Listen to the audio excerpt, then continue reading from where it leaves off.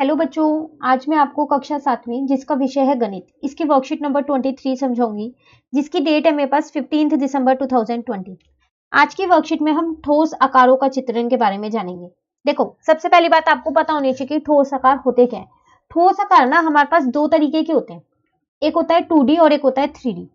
देखो, 2D का मतलब वो होता है जिसमें दो चीजें हो, एक आपके पास लंबाई हो, ठीक है, और एक आपके पास चौड़ाई हो। जबकि 3D का मतलब क्या होता है, जिसमें लंबाई और चौड़ाई तो हो ही हो, इसके साथ साथ एक और चीज हो। वो क्या? आप उसकी ऊंचाई या फिर आप उसको मोटाई या गहराई ये भी कह सकते हो। ठीक है, तो 3D नाम ही बता रहा है 3D, तो उसमें तीन चीजें होनी चाहिए, लंबाई, चौड़ाई और ऊंचाई।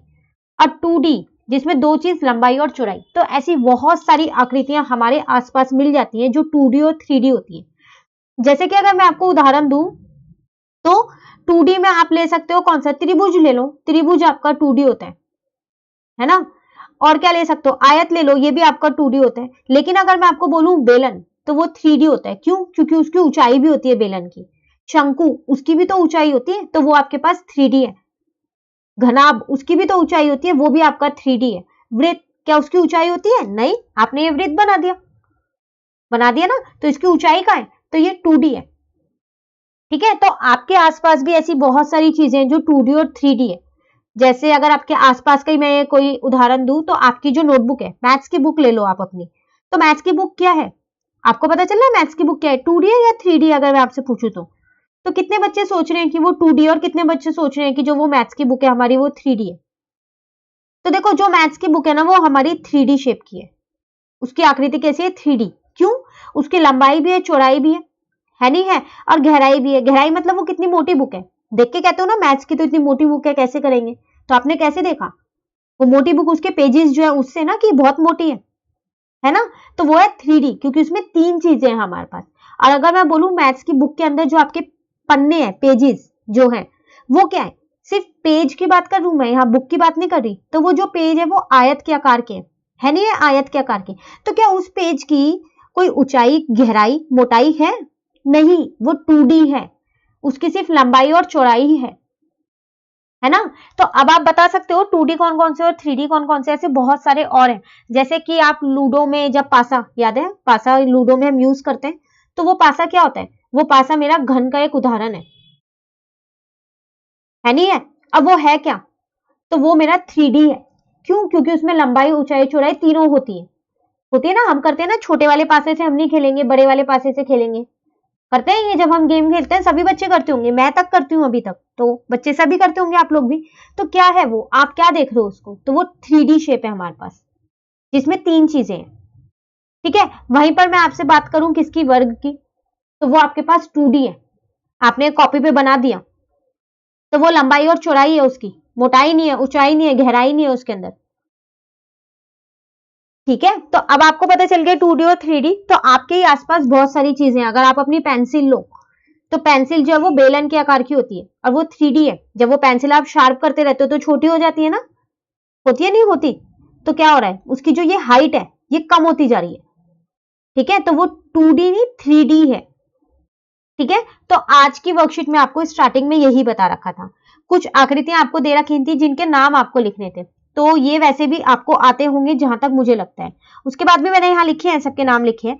लेकिन अब आप इन सारी आकृतियों को अगर मैं एक साथ रख दूं, 2D और 3D को, और आपसे बोलूं कि आप इनमें से छांटो कौन सी 2D और 3D है, तो आप छांट सकते हो आसानी से, क्योंकि आपको पता चल गया 2D का मतलब लंबाई और चौड़ाई है, और 3D का मतलब लंबाई, चौड़ाई और ऊंचाई तीनों है। तो आप आकृति देख के बहुत आसानी से बता सकते हो कौन सी 2D और कौन सी 3D है ना। चलिए अब आगे देखते हैं। यहां पर हमसे कह रहे हैं, अब जो ये 3D वाली होती है आकृति, ठीक है, इनमें तीन चीजें होती हैं, एक फलक, एक शीर्ष और एक किनारे। अब ये क्या होते हैं? देखो, फलक का मतलब है फेस। तो अगर मैंने अभी जैसे आपको पासे की बात की थी, मैं उसी का एक उदाहरण लेके चलती हूँ। ठीक है, वो मैं इसलिए ले रही हूँ क्योंकि वो सबके घर में बहुत आसानी से मिल जाएगा, और सब बच्चों ने वो देख भी रखा है ना। तो अगर आप उसमें देखो तो 6 नंबर लिखे होते हैं, 1 से लेके 6 तक के।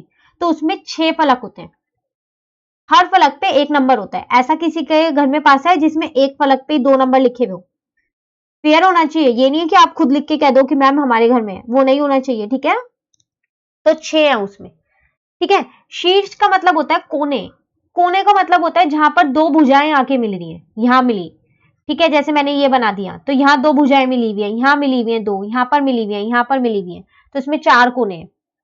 तो शीर्ष का मतलब होता है कोने उसके, उस आकृति में कितने कोने हैं। तो अगर आप अपना पासा ही लो, जिसकी हम अभी जिस उदाहरण की हम बात कर रहे थे, अगर आप उस पासे में गिनो कितने कोने हैं, ठीक है, तो एक बार गिन के देखना, आपके पास 8 कोने निकलेंगे।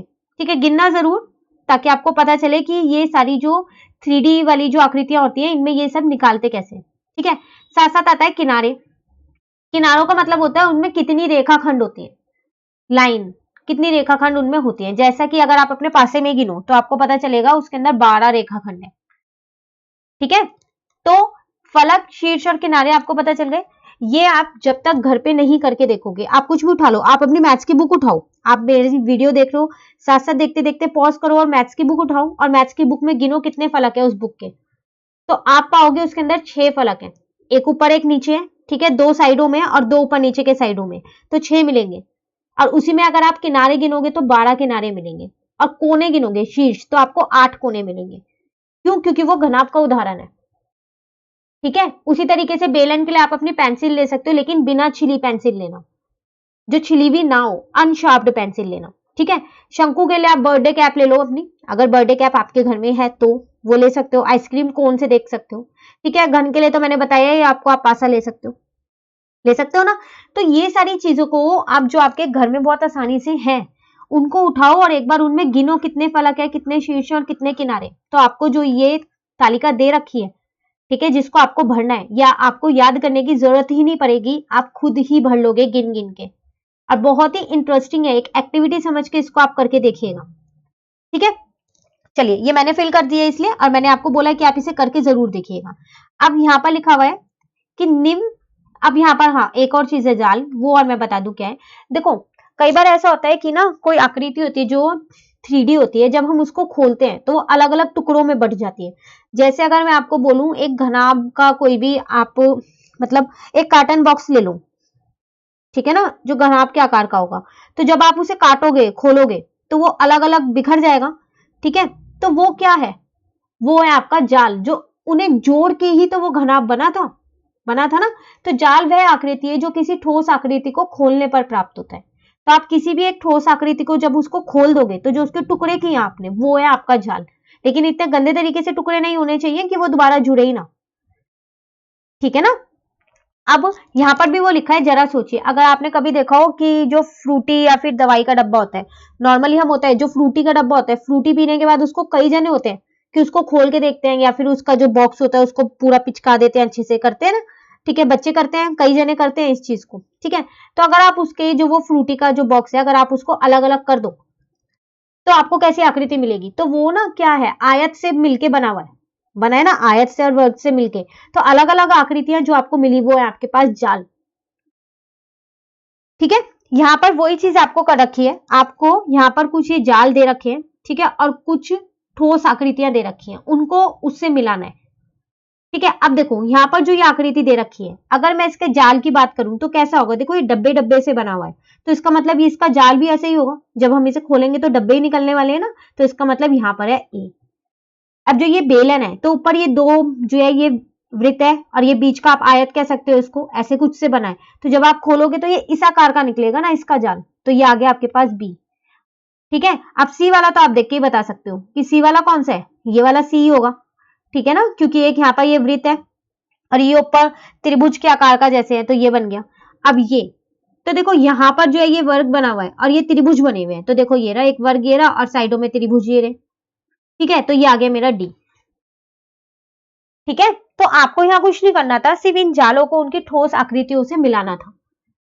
तो आज की वर्कशीट यहीं पर ये खत्म होती है, वर्कशीट नंबर 23, जिसमें हमने आकृतियां सीखी 2D और 3D कैसे होती है, और कैसे हम किन्हीं आकृतियों को देख के पता लगा सकते हैं कि ये 2D है या 3D है। ठीक है, ये जरूर आप ट्राई कीजिएगा जो मैंने आपको बोला है, आपके घर में जो भी चीजें हों इन आकारों की, तो एक बार उनमें फलक, किनारे और शीर्ष को गिन के जरूर देखिएगा। ठीक है ना।